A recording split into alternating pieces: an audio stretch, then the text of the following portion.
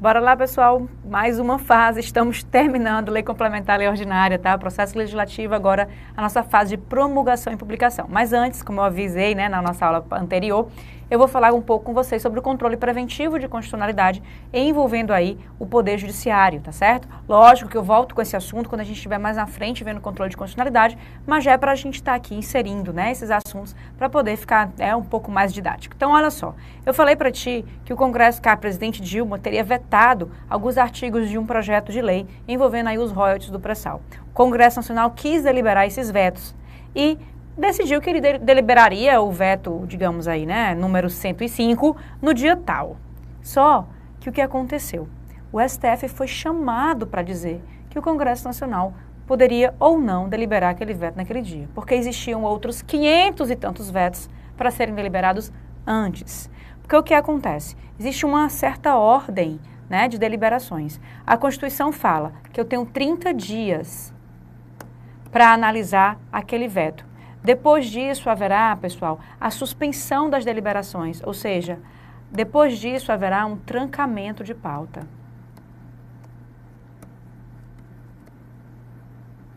Ou seja, tudo aquilo que está sendo deliberado, tudo aquilo que está para ser deliberado fica suspenso e quem entra na pauta? O veto. Só que isso nunca tinha acontecido no Congresso Nacional. E aí, o Congresso Nacional resolve deliberar esse veto e simplesmente coloca aquele veto de 2013 na frente de vetos que estavam lá desde 88. E aí começou a confusão. Pode, não pode, pode, não pode. STF disse que não há ordem cronológica entre os vetos. Ou seja, ele escolheria qual veto deliberaria. Agora, para o STF chegar nessa decisão, houve, pessoal, um mandado de segurança impetrado por um parlamentar para proteger um direito líquido e certo. De quem? Do parlamentar. Que direito é esse? De um processo legislativo rígido, tá? Idôneo, correto, perfeito, legal, constitucional.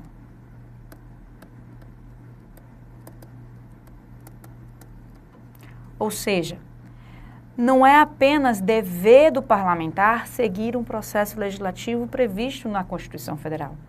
É direito dele participar de um processo legislativo nos termos que a Constituição diz que é para acontecer. E aí, pessoal, o que foi que aconteceu? Na hora de se analisar esse veto, um parlamentar, ou dois, ou três, ou quantos quiserem, chegaram lá no STF para dizer: o STF, o meu direito líquido e certo ao processo legislativo constitucional está sendo violado. Porque a Constituição diz que a pauta é trancada. E se a pauta é trancada, primeiro delibera os vetos desde 88 para poder deliberar esse. Esse não pode entrar na frente dos demais. Isso era o entendimento deles, tá certo? Eles não queriam deliberar aquele veto naquele momento e entendiam que aquilo violava a Constituição Federal. É um direito líquido e certo. Mandado de segurança serve para proteger direito líquido e certo. E isso é um direito líquido e certo parlamentar. E por que o STF, Arsênia? Porque o parlamentar tem forte prerrogativa, parlamentar federal, deputados e senadores, no STF para questionar qualquer tipo de assunto através de mandado de segurança, ok? Então, por conta disso, nós tivemos o STF se manifestando sobre a constitucionalidade de um projeto de lei, de um processo legislativo, antes mesmo daquele projeto de lei virar lei. Arsênia, então, o que é isso? É um controle preventivo de constitucionalidade exercido pelo judiciário. Como eu te disse, os três poderes fazem controle preventivo de constitucionalidade. O legislativo, através das comissões, tanto de Constituição e Justiça como as temáticas, que analisam aí a adequação social e a adequação jurídica desse projeto de lei. O executivo, através do veto jurídico, faz um controle preventivo de constitucionalidade. E o judiciário, através de um mandado de segurança, com objeto e um direito líquido e certo do parlamentar, que é o processo legislativo constitucional, ou um processo legislativo rígido. Esse mandato de segurança, pessoal, é movido por um parlamentar para provocar o STF para que ele se manifeste nesse momento, se há ou não há violação da Constituição, nesse processo legislativo, naquele projeto de lei que sequer é lei ainda. Portanto, controle preventivo de constitucionalidade. As 3 hipóteses. Fechamos, portanto, muito bem. Agora sim, né? Vamos lá para a nossa fase de promulgação e publicação. Por que eu vejo essas duas fases juntas, tá? Vejam aqui que é um I. Todo projeto de lei complementar e lei ordinária vai ter promulgação e publicação. Por que eu vejo elas juntas? Porque geralmente elas acontecem junto no mesmo documento, tá? O presidente da República promulga e manda publicar essa lei. Eu só tenho que te dar algumas orientações em relação a isso daqui. Por quê? Primeiramente, uma coisa que você tem que estar muito clara na sua cabeça. O presidente da República sempre poderá promulgar um projeto de lei complementar ou de lei ordinária. Então, a figura provável de promulgação de um projeto de lei complementar de lei ordinária é o presidente da República. Então, o presidente da República sempre poderá promulgar o projeto de lei complementar de lei ordinária, ou a lei complementar ou a lei ordinária. Ficou claro? Muito bem. Por que, Arsênia? Porque a Constituição sempre vai dar a chance para que ele faça essa promulgação. Acontece que existem certos casos que a Constituição entende que ou há uma certa falta de interesse pelo presidente da República, ou há uma certa contrariedade dos interesses do presidente da República. E aí, nesses casos, a Constituição permite que, caso ele não venha a fazer essa promulgação, o presidente do Senado ou o vice-presidente do Senado possam fazer essa promulgação. Então, vamos lembrar aqui as minhas hipóteses de aperfeiçoamento do meu projeto de lei. Eu tenho a sanção tácita, a expressa e o veto, podendo esse veto ser deliberado. Então, olha só, quando eu falo em sanção expressa, o presidente da República se manifestou e ele disse um sim, por ele mesmo, escrito. Na sanção tácita, o sim dele é um sim legal, legal no sentido de efeito de lei. Quem dá o sim não é bem o presidente da República, é a lei que deu o sim. Passou o prazo de 15 dias, sim. O presidente da República nem se manifestou. Na minha derrubada de veto,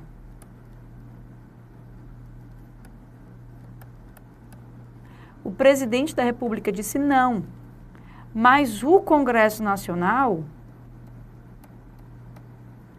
não concordou e disse sim para aquele projeto de lei.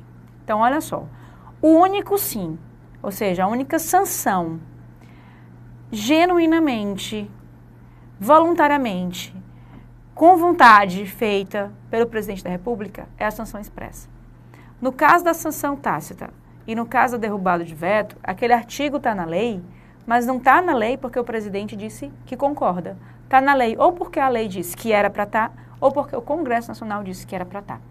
Então, nesses dois casos, poderia acontecer que o presidente da República não promulgasse a lei. Mas, lembrando, que ele é sempre figura possível, é sempre ele, tá, que poderá promulgar um projeto de lei. Então, a promulgação, em regra, é feita pelo presidente da República. Só não será feita pelo presidente da República no caso da sanção tácita e da derrubada do veto. Quando? Em 48 horas ele não promulgar. E aí, nesse caso, é o presidente do Senado que também poderá promulgar a lei. Arsênia, por que esse também? Porque tanto o presidente da República pode promulgar após 48 horas, como agora, por conta dessas 48 horas que se passaram, o presidente do Senado também pode. Se o presidente do Senado não fizer ultrapassado novamente 48 horas, o vice-presidente do Senado Federal promulgará a lei. Também. Porque aí, nesse caso, o presidente pode promulgar, o presidente do Senado pode e agora o vice também pode. Por que eu vou acumulando legitimados, Arsênia? eu acumulo legitimados para permitir, para facilitar essa promulgação. O interesse da Constituição não é substituir legitimados, e sim aumentar esse rol de legitimados para fazer a promulgação do meu projeto de lei, ok? Então, tanto pode o presidente da República, como pode o presidente do Senado, como pode também o vice-presidente do Senado. Assim, se passar 48 horas e ninguém promulgar. Pessoal, isso aqui não cai em prova porque nem a doutrina se entende. Isso é matéria para o regimento interno definir, tá certo? Se define, se não define, isso não interessa. O que interessa é que a maioria da doutrina vai entender que depois do vice-presidente do Senado, se ele não promulgar em 48 horas, o próximo na mesa diretora será convocado. Depois de 48 horas, o próximo, até chegar ao fim da mesa diretora, e aí qualquer senador poderá promulgar o projeto de lei, ok? Mas o que é que cai em prova é isso daqui. Promulgação é feita pelo presidente da República, tá? Na sanção expressa. Só ele. No caso de sanção expressa, só o presidente poderá promulgar a lei. No caso de sanção tácita derrubado de veto, presidente do Senado e vice-presidente do Senado. No caso da sanção expressa, se ele não promulgar a senha, o que acontece com ele? Crime de responsabilidade, ok? Nas outras hipóteses, a maioria da doutrina entende que não, porque há aí a faculdade do presidente do Senado e do vice-presidente do Senado, e aí a inclusão de outros legitimados para esse ato, não havendo aí grandes prejuízos. Mas na sanção expressa, crime de responsabilidade. Ficou claro? Muito bem. Outra coisa que nós precisamos entender. O que é essa minha promulgação? A promulgação, pessoal, ela é um atestado de validade. Ou seja, a minha lei ela é válida. Aquele processo legislativo acabou, está pronto, finalizado, lindo, perfeito, completamente dentro daquilo que legalmente ele deveria estar. É esse atestado. Assim, mas se tiver alguma falha, se tiverem passado, discordar do negócio da constitucionalidade, depois o STF vai analisar. Mas aqui, a princípio, o que se vê é uma situação de perfeição. Dentro dessa minha promulgação, eu entrego para essa lei a chamada presunção de validade. Toda lei, ela é presumidamente constitucional. Toda lei promulgada já, ela tem essa presunção de validade. Ela é presumidamente constitucional, por isso que nós somos obrigados a segui-las. Apenas o STF, após essa lei virar lei e entrar em vigor, é que poderá aí exercer um controle de constitucionalidade repressivo. Mas, enquanto ela estiver promulgada, publicada e vigente, somos todos obrigados a segui-la, tá bom? Promulgação, portanto, é um atestado de validade. A presunção de validade daquela lei, portanto, é dada com o ato de promulgação. E a publicação, Arsênia? Pessoal, a publicação, ela vai permitir que essa lei produza efeitos. É com aquela lei se tornando pública, todos estando cientes que ela existe, que a minha lei poderá produzir efeitos. E aí, nesse caso, pessoal, quando eu falo que minha lei está produzindo efeitos, é porque ela está vigente. É porque ela entrou em vigor. Agora ela está dotada de eficácia.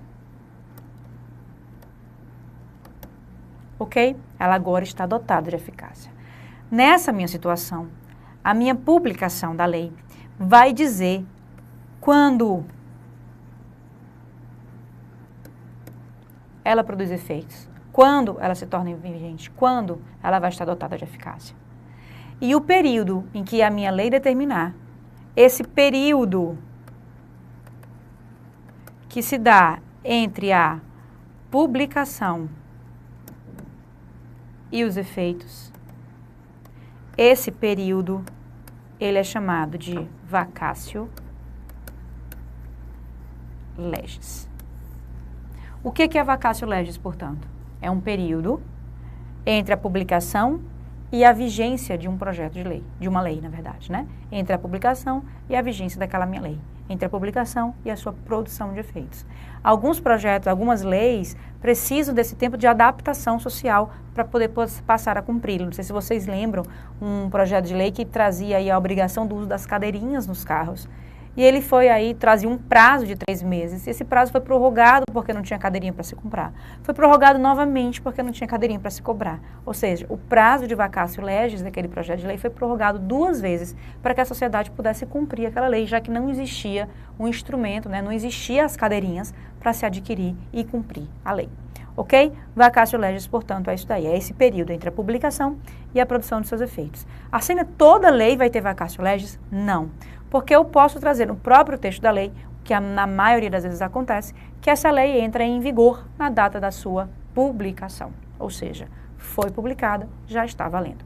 A grande maioria das leis não tem vacatio legis. Mas ela pode dizer, né, aí o prazo. Por exemplo, o Código de Processo Civil que foi aprovado tem aí um prazo de vacatio legis de 1 ano, ao mesmo tempo que teve o Código Civil aprovado aí também, ok? Então, tudo isso daí vai variar de acordo com o que estiver sendo dito na lei.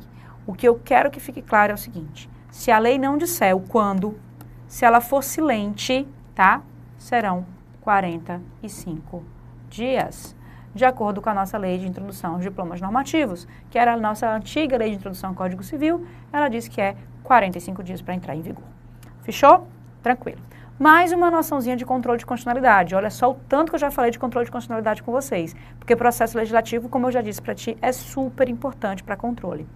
É a partir desse momento em que ela começa a produzir efeitos, em que ela se torna vigente, em que ela é dotada de eficácia. Daqui para frente, eu vou passar a ter o chamado controle repressivo de constitucionalidade. A partir do momento onde já há produção de efeitos, onde aquela lei entrou em vigor, naquele momento em diante, eu já posso exercer o controle repressivo de constitucionalidade. Durante o prazo de vacatio legis, não há controle repressivo de constitucionalidade. Não há controle de constitucionalidade repressivo, porque eu não tenho ainda produção de efeitos. É apenas com a vigência da lei, com a produção de efeitos, que eu posso pensar em reprimir uma constitucionalidade. Ok? Ficou claro? Coloca aí, controle repressivo de constitucionalidade após a entrada em vigor, após a vigência da lei. Fechamos, portanto, encerramos o processo legislativo de lei complementar e de lei ordinária. Olha só, grande, detalhado, para quê? Para que daqui para frente os outros processos legislativos sejam assim, ó, bem rapidinho. E assim vai ser. Olha só, processo legislativo agora de emenda constitucional. Tá?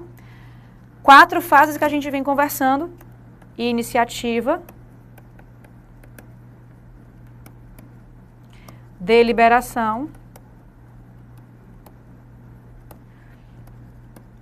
sanção ou, ou veto, promulgação e publicação.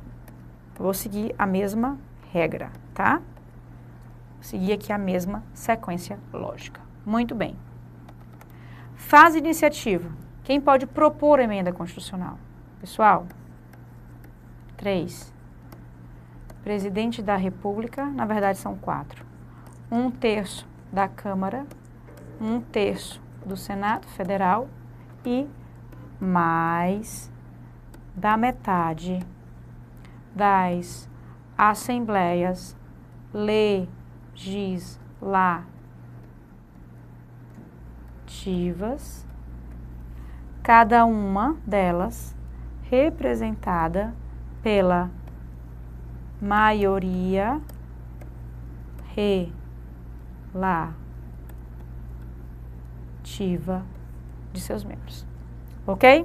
Então, a única pessoa que individualmente pode propor esse projeto de lei, esse projeto de emenda constitucional, é o presidente da República.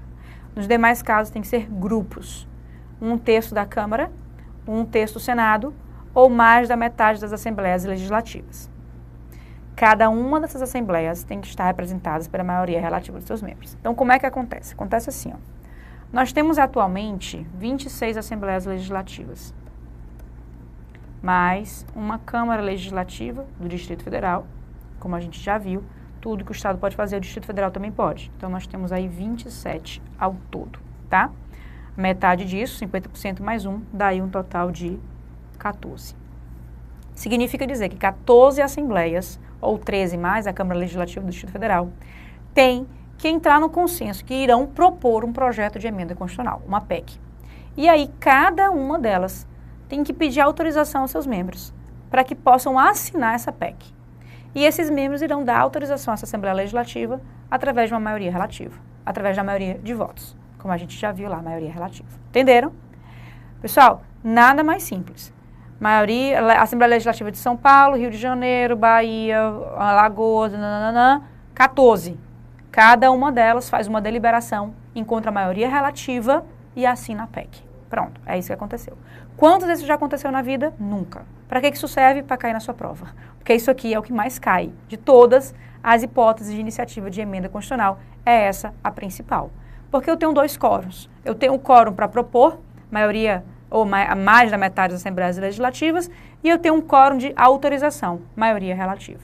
Mais da metade das Assembleias Legislativas, autorizadas por maioria relativas. Vejam que tem que rimar. Se não rimar, não haverá proposta. Porque eu tenho aqui maioria relativa das Assembleias Legislativas. Não pode ser maioria absoluta. E é isso que vai estar na tua prova.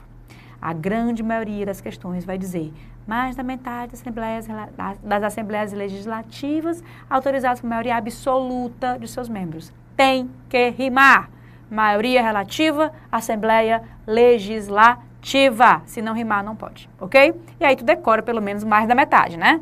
Para não ficar aí, né, sem muito o que fazer. Então, Câmara dos Deputados, 1/3, Senado Federal, 1/3, mais da metade das Assembleias Legislativas, autorizadas pela maioria relativa de seus membros. E o Presidente da República. Fechamos? Muito bem. Fora isso daqui, ó, deliberação.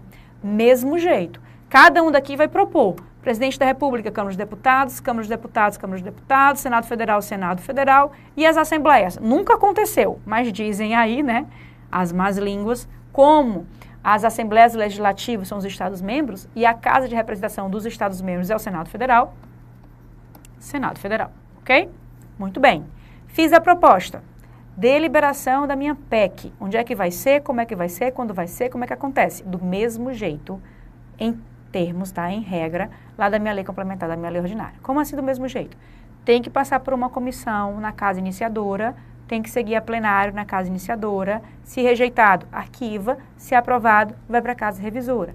Passa na comissão da casa revisora, vai lá para plenário, se aprovado, continua, se rejeitado, arquiva, ok? Para aprovar, eu tenho que ter 3/5 dos membros da minha casa, ou 60%. A FCC gosta de cobrar a porcentagem, tá? 3/5 dos membros da minha casa, mas essa votação que alcança esses 3/5, que alcança 60%, tem que acontecer 2 vezes em cada casa. 2 turnos de votação em cada uma das casas. Como assim, Arsênia? Entrou na casa iniciadora, 2 votações. Depois de ter sido aprovada nas 2, vai para a revisora. E aí, 2 votações. Assim se aprovou nas 2 da casa iniciadora, uma na casa revisora e na última da casa revisora empatou. O que acontece? Arquiva, tá? Arquiva. A rejeição de um projeto de emenda constitucional pode se dar no 4º turno de votação, não tem problema. Arquiva. E olha só, não pode rediscutir na mesma sessão legislativa. Vedado rediscussão de projeto de emenda constitucional rejeitado na mesma sessão legislativa de rejeição. Lembrando que lá na lei complementar e na lei ordinária pode, desde que eu tenha maioria absoluta. Aqui, nem com nenhum quórum. Não pode, é vedado, só na próxima sessão legislativa. Fechamos? Muito bem. 3/5, portanto, em 2 turnos de votação. Esses 2 turnos de votação precisam aguardar um prazo? Pode acontecer ao mesmo tempo? Tem algum tempo de 5 dias, 2 dias, 1 hora, 2 horas? Não há prazo. Muito embora o regimento interno das casas tragam 5 dias, o STF entendeu que isso é inconstitucional, porque a Constituição Federal não disse nada. Ela não abriu a boca para dizer que haveria um prazo. E se ela não abriu a boca para dizer que haveria um prazo, ela praticou aí o chamado silêncio eloquente. O que é o silêncio eloquente? Cheio de nome bonito, né? Silêncio eloquente é que os meninos estão acostumados a conviver no seu dia a dia. Toda vida que você chega assim para sua namorada, para sua esposa e fala assim, meu amor, hoje é sexta-feira, eu vou fazer um happy hour com os meus colegas. E a sua namorada olha para você e faz. Isso é um silêncio eloquente. Você entendeu a mensagem. Ela não disse nada, mas a mensagem foi dada. Exatamente em cima dessa ideia de silêncio eloquente, o STF entende que, como a Constituição nada disso, ela deu uma mensagem. Não precisa de prazo entre um turno e outro. Com base em que a CNE e o STF falou isso? Com base lá no artigo 29 da Constituição, que fala que a lei orgânica municipal será aprovada com um quórum de 2/3 em 2 turnos de votação, com interstício mínimo de 10 dias entre um e outro. Ou seja, lá ela falou, aqui ela não disse. Se lá ela falou e aqui ela não disse, é porque aqui ela não disse, porque ela não queria dizer. Não precisava de nenhum turno entre uma ou outra votação. Ficou claro, portanto, não há prazo mínimo entre esses 2 turnos de votação. Fechamos? Deliberamos, aprovamos 4 turnos de votação e sim em todos esses meus turnos de votação. E agora, Sênia, o que é que eu faço? Qual é a minha próxima fase? Sanção e veto não vai ser. Por quê? Porque não existe sanção e veto em emenda constitucional. Não há sanção e veto. Essa emenda constitucional, ela não passa por sanção e veto. Da deliberação, eu sigo diretamente para a promulgação e publicação. E quem fará essa promulgação? Mesa da Câmara e a mesa do Senado Federal, com o chamado respectivo número de ordem. O que é isso? A última foi a 85, a próxima é a 86, tá? Mesa da Câmara, mesa do Senado, não é mesa do Congresso Nacional, fechou? Não é mesa do Congresso Nacional. Mesa da Câmara, mesa do Senado, fazem aí a promulgação e encaminham esse projeto de emenda constitucional para a publicação. E aí vai ter, né, a publicação imediata, entrada em vigor imediato, ou aí um prazo para se entrar em vigor. Ficou claro, pessoal? Essas são as nossas 3 fases, né, de emenda, de projeto de emenda constitucional. Iniciativa, deliberação, promulgação e publicação. Antes de continuar, porque ainda tem coisa para falar, tá? Eu quero te fazer uma observação. Deem uma olhada aqui e vejam quando que o presidente da República pode participar desse projeto de emenda constitucional. Quando é que ele participa? Ele só participa, pessoal, se ele iniciar esse projeto de emenda constitucional. Se o presidente da República não iniciar o projeto de emenda constitucional, ele não participa do processo legislativo. Ponto final. Certo ou errado? Certo. Se o presidente da República não iniciar o processo de emenda constitucional, ele não participa do seu processo legislativo. Certíssimo. A única chance dele é aqui. Se ele não entrega a PEC, se ele não entrega o projeto de emenda constitucional, deliberar, ele não delibera. Sancionar e veto não existe e a promulgação é feita pela mesa da Câmara e mesa do Senado. Então, se ele não inicia, ele não participa do meu processo legislativo de emenda constitucional. Entendemos? Muito bem. Arsênia, então, pronto. É só fazer isso e tá feito, tá bonito, tá tranquilo? Não, não é só isso. Isso daqui é uma das exigências para a minha emenda constitucional. Essa daqui é a chamada limitação formal. Nós ainda temos que ver a limitação material, a limitação circunstancial que existe e entender a limitação temporal, porque muito embora ela possa ser uma limitação, ela não existe no nosso ordenamento jurídico, tá certo? Então, na próxima aula, a gente continua a ver aqui o nosso processo legislativo de emenda constitucional, que eu prometo vai ser bem menor do que o de lei complementar e lei ordinária, tá? E logo em seguida a gente vê o de medida provisória, olha só, estamos caminhando, estamos indo, tá certo? Até já já com mais processo legislativo.